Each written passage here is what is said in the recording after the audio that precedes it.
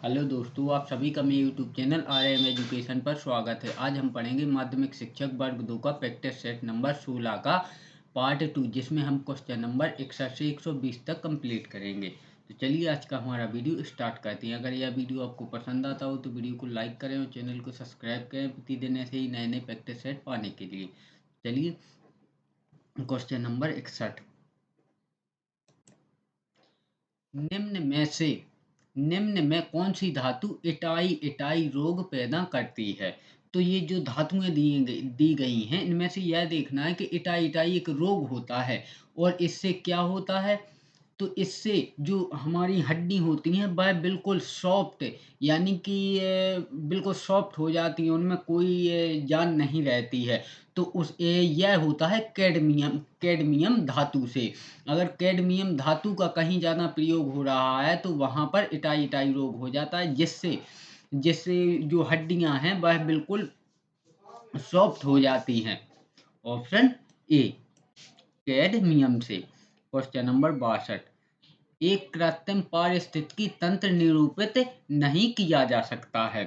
तो आर्द्र भूमि का मतलब अर्थ है कि जहाँ पर थोड़ी बहुत नमी हो। आर्द्र भूमि द्वारा एक कृत्रिम यानी कि मनुष्यों द्वारा बनाया गया पारिस्थितिकी तंत्र निरूपित नहीं किया जा सकता है, क्योंकि यह प्रकृति द्वारा ही हो सकता है। ऑप्शन ए, आर्द्र भूमि द्वारा। बाकी चिड़ियाघर या द्वारा बनाया जा सकता है, कृषि भूमि द्वारा भी बनाया जा सकता है, जल जीवशाला भी शाला द्वारा भी पारिस्थितिकी तंत्र निरूपित किया जा सकता है, लेकिन आर्द्र भूमि द्वारा नहीं किया जा सकता है।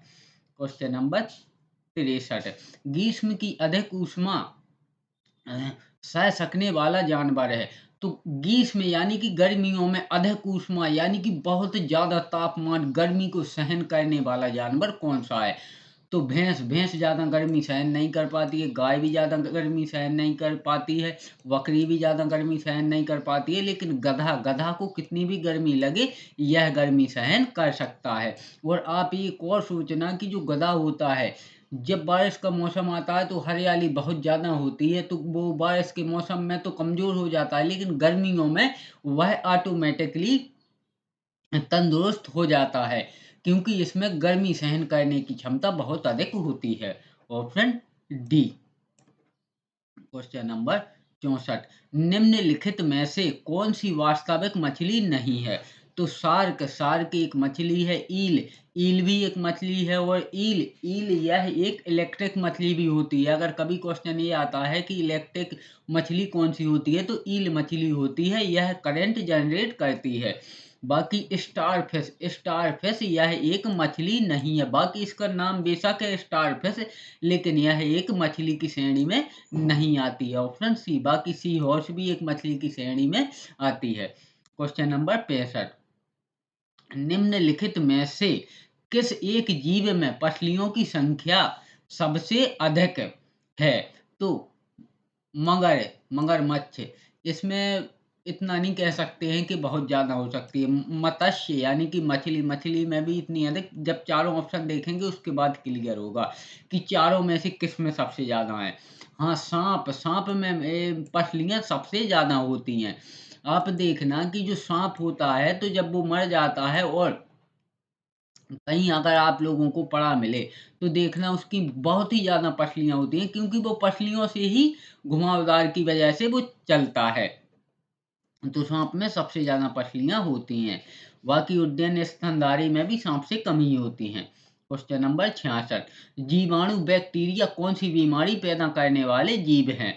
तो जीवाणु जो बैक्टीरिया हमारे शरीर में खुद होते हैं, वह कुष्ठ रोग पैदा करते हैं। ऑप्शन डी, कुष्ठ रोग पैदा करते हैं। Question number 67। निद्रा रोग का संचरण होता है। तो निद्रा रोग का संचरण होता है सीसी मक्खी के काटने से। ऑप्शन सी, सीसी मक्खी के काटने से। Option C. Question number 68। व्यवस्थित स्प्रेक्टम प्रतिजैविक किससे उत्पन्न होते हैं? तो यह होते हैं स्ट्रेप्टोमाइसिस से। ऑप्शन ए, स्ट्रेप्टोमाइसिस से व्यवस्थित स्प्रेक्टम प्रतिजैविक उत्पन्न होते हैं। Option A. Question number 69। एक वृक्ष की आयु का पता किसके द्वारा लगाया जा सकता है? तो एक वृक्ष की आयु का पता उसकी वार्षिक वलयों की गिनती करके पता लगाया जा सकता है। Option B. Question number 70। Biogas का मुख्य घटक है। तो जो हमारी बायोगैस होती है उसमें सबसे अधिक मात्रा मीथेन की होती है। Option C. Question number 71। मोमबत्ती बनाने के लिए प्रयुक्त मोम मोम रासायनिक दृष्टि से एक मिश्रण है। तो वह मोम जो जैसे मोमबत्ती है और हमने उसको जलाया तो उसकी जो साइड में धागे के साइड में सभी जगह वो मोम लगी रहती है। तो वह होता है एलिफेटिक हाइड्रोकार्बनों का मिश्रण। Option A. एलिफेटिक हाइड्रोकार्बनों का मिश्रण। Question number 72। गैस की गुहा कहलाती है। तो गैस की गुहा गुहा कहलाती है आर archenteron. Option D. Archenteron. Option D. Question number 73। विद्युत रासायनिक श्रेणी में Na sodium, Cu copper, Al aluminium तथा Zn जिंक धातुओं के घटते धन विद्युतीय लक्षण का क्रम है। तो इसका क्रम होगा ऑप्शन बी। सबसे पहले सबसे ज्यादा विद्युत धन विद्युती ये सोडियम में होती है, उसके बाद Na सोडियम, उसके बाद Al एल्यूमिनियम, उसके बाद Zn जिंक और उसके बाद Cu कॉपर की होती है। Option B. Question number 74। एक श्वेत ठोस पदार्थ ए को गर्म करने पर एक गैस निकलती है जो चूने के पानी को दूधिया बना देती है। बचा हुआ पदार्थ गर्म अवस्था में पीला रहता है लेकिन ठंडा होने पर श्वेत हो जाता है। तदनुसार वह ठोस एक क्या है? तो वह ठोस ए है जिंक कार्बोनेट। Option C. वह जिंक कार्बोनेट है, वह श्वेत पदार्थ। Option C. Question number 75। Oil of vitriol का रासायनिक नाम है। तो जो सल्फ्यूरिक अम्ल है जो जो ये बैटरियों में भरा जाता है उसी को बोलते हैं oil of vitriol. Oil of vitriol. Option A sulphuric अम्ल। Option A. Question number 76। प्रबलतम ऑक्सीकारक एवं अपचायक है। तो प्रबलतम ऑक्सीकारक एवं अपचायक है F2 एवं I। तो इसको आप इस प्रकार से समझना, यहाँ टाइपिंग में मिस्टेक हो गई है। F क्या है कि भाई टाइपिंग में बहुत टाइम लगता है तो थोड़ी बहुत मिस्टेक हो जाती है। F2 एवं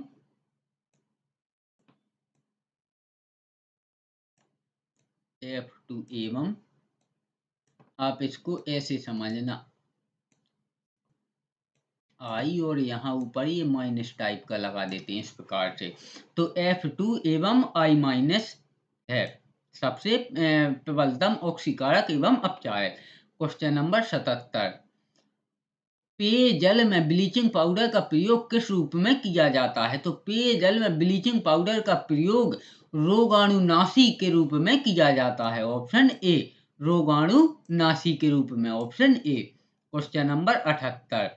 कृत्रिम वर्षा या मेघ बीजन के लिए प्रायः प्रयोग किए जाने वाला रासायनिक द्रव्य है।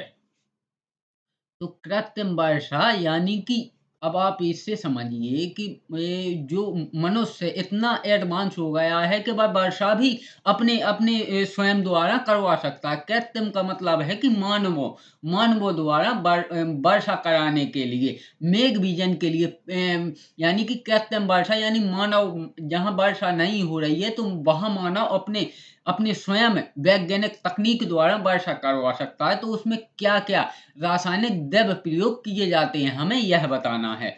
तो उसमें सिल्वर आयोडाइड AgL यह भी प्रयोग किया जाता है। सूखी बर्फ है, ठोस CO2 जो सूखी बर्फ होती है वह ठोस CO2 यानी कि कार्बन डाइऑक्साइड का ठोस रूप होता है, वही सूखी बर्फ होती है, इसका भी प्रयोग होता है। और सोडियम क्लोराइड NaCl इसका भी प्रयोग होता है। जब यह तीनों पदार्थ होते हैं, इनको आकाश में छोड़ा जाता है तो कृत्रिम वर्षा होने लगती है, यानी कि मानव द्वारा करवाई जाने वाली वर्षा होने लगती है। तो इसमें उपरोक्त तो सभी यानी कि तीनों पदार्थों का प्रयोग किया जाता है। Option D. Question number 79 mercury है, तो मरकरी एक द्रव धातु है। Option B. द्रव धातु है, द्रव मतलब कि जो पानी की तरह हो। अब जैसे आप पारा को कभी भी देखेंगे तो वह आपको, जैसे डॉक्टर अपने थर्मामीटर में, डॉक्टर के थर्मामीटर में वह भी पारा ही भरा रहता है, तो वह द्रव अवस्था में रहता है। तो मरकरी एक द्रव धातु है। Option B. क्वेश्चन नंबर 80 भ्रूण का रोपण कहाँ होता है? तो भ्रूण का रोपण गर्भाशय में होता है। Option A. भ्रूण का रोपण गर्भाशय में होता है, यानी कि जब मादा की अंड कोशिका और पुरुष का स्पर्म आपस में निषेचन क्रिया करके जाइगोट या एगमनज का निर्माण कर लेते हैं, उसके बाद वह वहां से वहां से आके वह गर्भाशय में स्थापित हो जाता है, फिर वहीं पर बच्चे का विकास होता है। तो ऑप्शन ए गर्भाशय में। क्वेश्चन नंबर 81 सूर्य की सतह पर हाइड्रोजन के अलावा दूसरा कौन सा तत्व बहुतायत से पाया जाता है? बहुतायत मतलब कि बहुत ज्यादा पाया जाता है। तो सूर्य की सतह पर सबसे ज्यादा तो है हाइड्रोजन गैस, उसके बाद है helium gas. Option A helium gas. Question number 82 उच्चतम आयनन ऊर्जा वाला तत्व है, तो हीलियम गैस की आयनन ऊर्जा सबसे अधिक यानी कि उच्चतम होती है। ऑप्शन सी हीलियम गैस की। क्वेश्चन नंबर 83 किसी लिफ्ट में बैठे हुए व्यक्ति को अपना भार कब अधिक मालूम पड़ेगा? जब लिफ्ट त्वरित गति से ऊपर जा रही हो, यानी कि लिफ्ट बहुत तेज गति से ऊपर जा रही हो, तो व्यक्ति को लगेगा कि उसका भार बहुत अधिक है। Option A. क्वेश्चन नंबर 84 कांसा निम्न में से किसकी मिश्र धातु है? तो जो कांसा होता है, जिसके हमारे घर में पानी रखने के लिए गुंड वगैरह में होते हैं, तो वह तांबा और टिन दोनों को मिश्रित करके बनाया जाता है। ऑप्शन बी तांबा और टिन। क्वेश्चन नंबर 85 एल्यूमिनियम को शुद्ध किया जा सकता है, तो एल्यूमिनियम को शुद्ध किया जा सकता है आसवन द्वारा। ऑप्शन सॉरी विद्युत अपघटन द्वारा। Option D. ऑप्शन डी विद्युत अपघटन द्वारा, यानी कि एल्यूमिनियम को शुद्ध किया जा सकता है विद्युत अपघटन द्वारा। Option D. क्वेश्चन नंबर 86 धातुओं के पृष्ठ पर एक उपयुक्त तरंग दैर्ध्य का प्रकाश पड़ने पर इलेक्ट्रॉनों के उत्क्षेपण की परिघटना को कहते हैं, तो उसे कहते हैं प्रकाश विद्युत प्रभाव। ऑप्शन बी प्रकाश विद्युत प्रभाव। Option B. क्वेश्चन नंबर 87 धातुओं की द्युति का कारण होता है, तो धातुओं की द्युति का कारण होता है मुक्त इलेक्ट्रॉनों की उपस्थिति के कारण प्रकाश का परावर्तन। ऑप्शन सी मुक्त इलेक्ट्रॉनों की उपस्थिति के कारण प्रकाश का परावर्तन। Option C. क्वेश्चन नंबर 88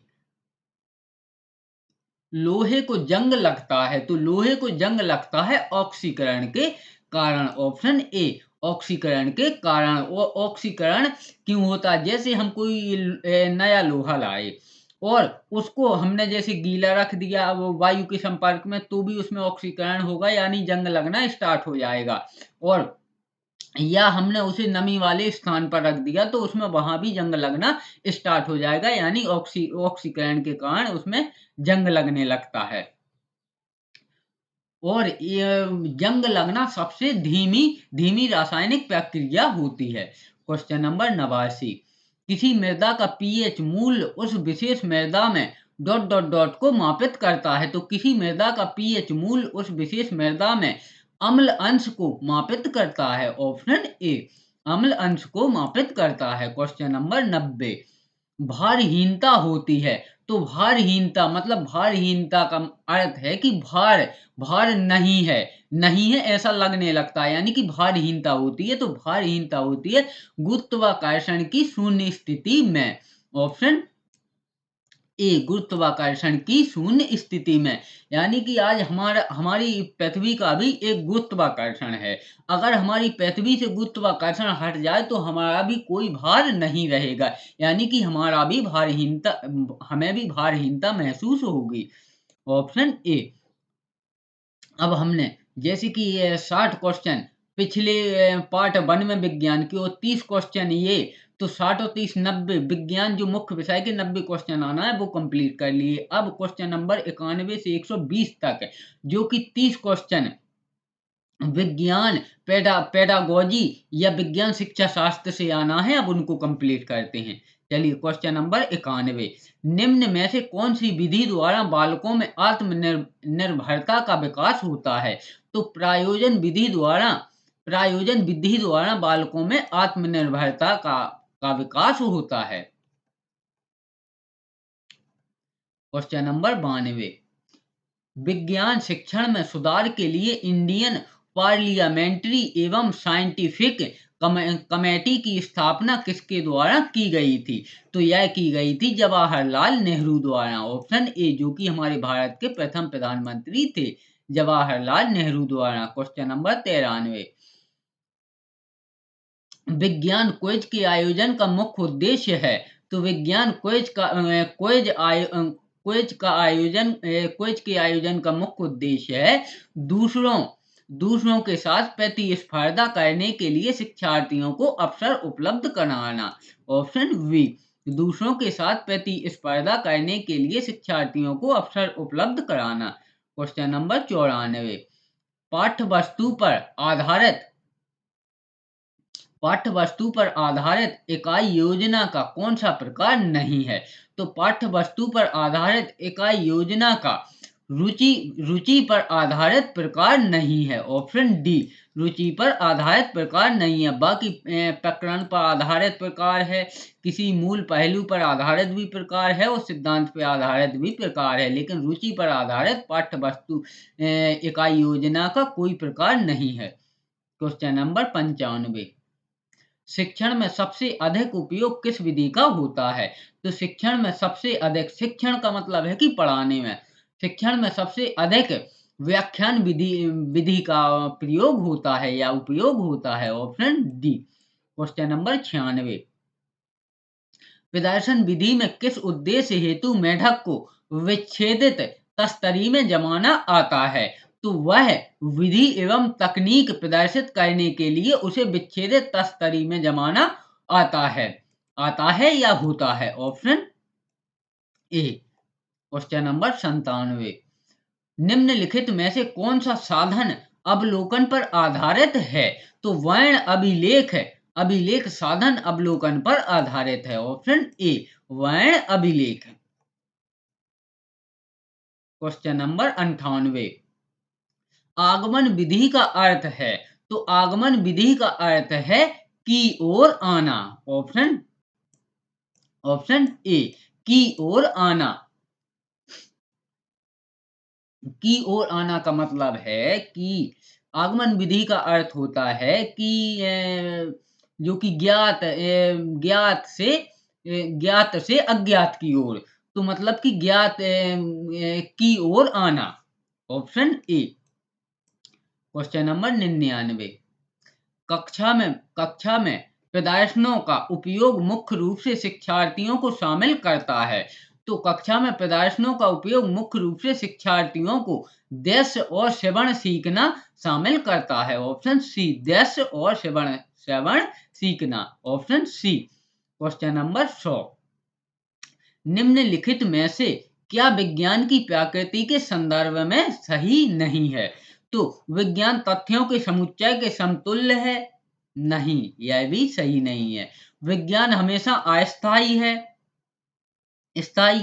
हमेशा अस्थायी नहीं है, यह भी सही नहीं है। तो आंसर होगा ऑप्शन सी, ए व बी दोनों सही नहीं है।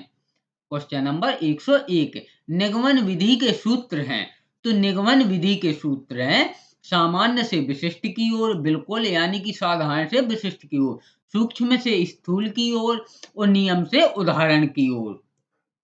इसका आंसर होगा ऑप्शन डी, ये सभी।